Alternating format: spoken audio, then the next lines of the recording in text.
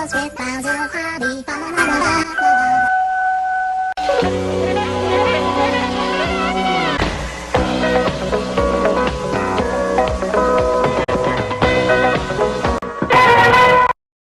Welcome back to Pat and Ken at the Holidays 2021 on Zoom for your protection. I am Pat McDonald, the Über Critic of Chicago.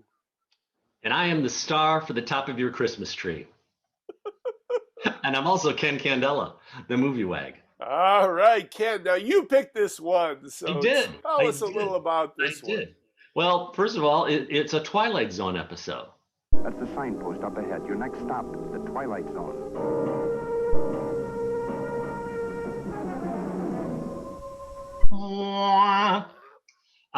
It's from 1960.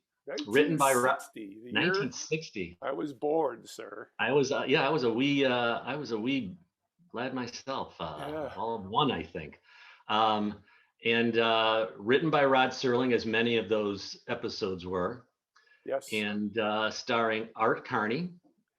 Wasn't Rod Serling's appearance one of the creepier ones? You know, yes and no. I was wondering if he was going to show up, right.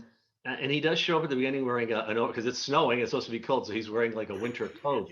But I tell you, I love Serling's delivery so much that I couldn't object. This is Mr. Henry Corwin, normally unemployed, who once a year takes the lead role in the uniquely popular American institution, that of the department store Santa Claus, in a road company version of The Night Before Christmas. But in just a moment, Mr. Henry Corwin, ersatz Santa Claus, will enter a strange kind of North Pole. I would call this a lost Twilight Zone episode, and I'll tell you why. Mm-hmm. There was some cost cutting in the Twilight Zone after the first season. This is the second season, episode 11, by the way, and it's on HULU if you want to watch it. On the HULU. Yes. But basically, they had budgetary problems, so they decided to do 6 episodes on videotape, and this is one of them. Yeah. And you can tell it's kind of cheap.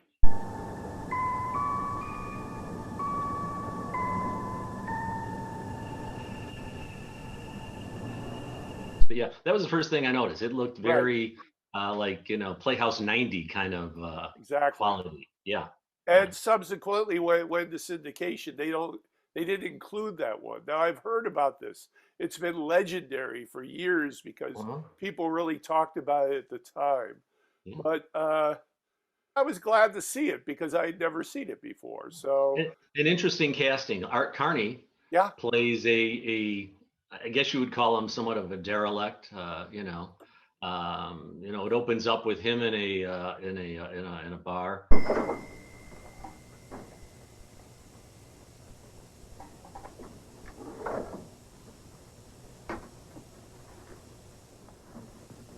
Why do you suppose there isn't really a Santa Claus? Hey, Rudolph boy! And a dirty Santa suit too. Boy, yeah, he was. And he's really pouring his heart out at some point. I find of late that I have very little choice in the matter of expressing emotions. I can either drink or I can weep. Just on one Christmas, I'd like to see the meek inherit the earth. He's in the lowest point probably of his life. Right. So he goes back to, and always, Ken, in these department store scenarios, there's the floor manager? Yeah, there's the floor manager. Right. And he's always sort of effeminate. Corwin, you're an hour late. I am? Now you get up on your throne and see if you can keep from disillusioning a lot of kids that not only isn't there a Santa Claus, but the one in this store happens to be a wino who'd be more at home playing Rudolph the Red-Nosed Reindeer. Now get with it, Santa Claus. This is an actor named John Fiedler. Yes, who I love John definitely Fiedler. will recognize from lots of movies from the 50s and 60s. I think he was actually in one of my favorite movies, 12 Angry Men. Oh, he's also the voice of Piglet. Right. So he kind of stumbles back up to where Santa is sitting, and a little boy goes up there, and things don't go very well. No, they don't. And he's way too drunk to be. I think we have. Look, Mom, Santa Claus is loaded. Well, you know, Serling was always trying to do something above what the story was. There was always a symbolic aspect in the Twilight Zone about what the story was saying. And this one, of course, had, you know, this is going after Christmas. We concentrate so much on the materialistic values of it that the people who we leave behind don't really celebrate it. It's just it's another period that reminds them that they're down and out, essentially. You know, and he heads outside, and he staggering down an alley, I believe, and he sees a bag up on a ledge. Something magical happens. Right.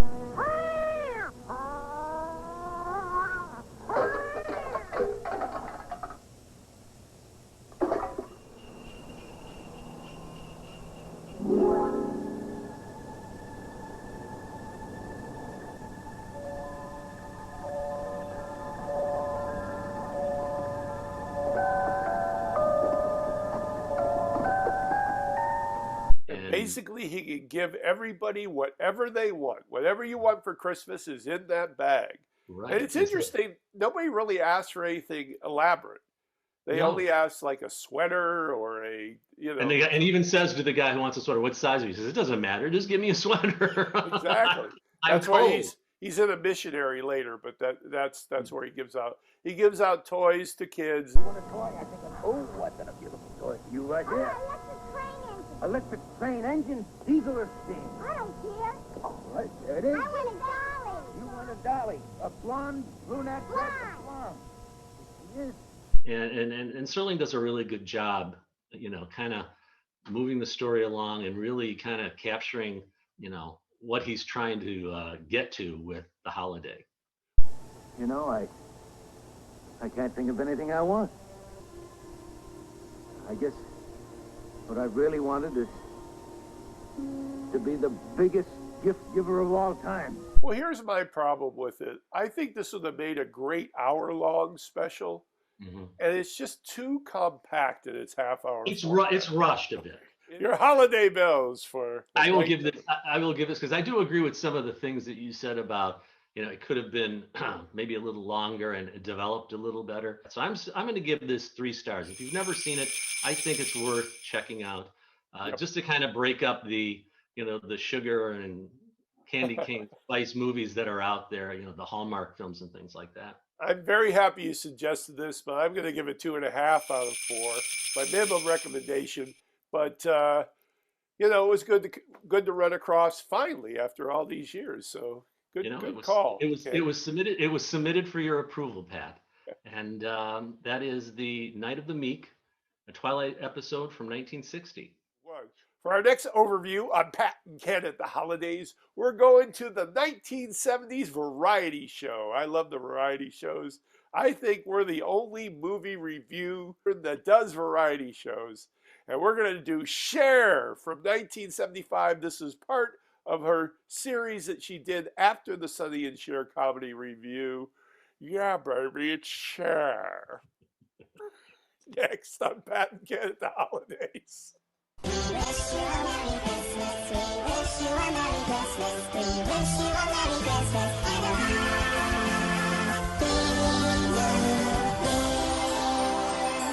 Year.